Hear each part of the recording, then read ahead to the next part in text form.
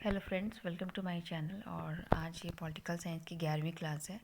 मैंने आपको बोला था कि का भारत शासन अधिनियम के बारे में बताऊंगी।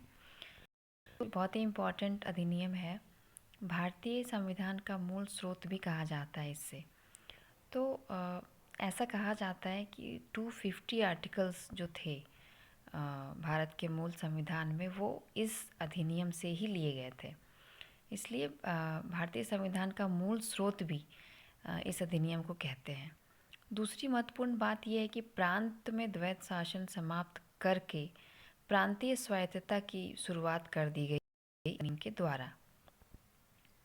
तीसरी महत्वपूर्ण बात यह है कि केंद्र में द्वैत शासन प्रणाली शुरू हुई, जिसमें 3 सूचियां थी: परिसंघ सूची, प्रांतीय सूची और समवर्ती सूची।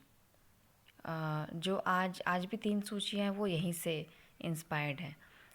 नेक्स्ट जो चीज़ हुई वो थी कि संघीय न्यायालय की व्यवस्था शुरू हुई 1937 में, और जिसमें 1 मुख्य न्यायाधीश और 2 अन्य न्यायाधीश की व्यवस्था करी गई।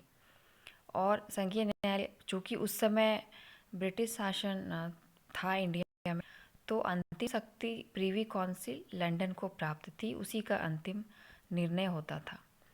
और इस अधिनियम को भारतीय संविधान का मूल स्रोत भी कहा जाता है, क्योंकि मैंने आपको बताया कि जो मूल संविधान हमारा था उसमें 395 आर्टिकल थे।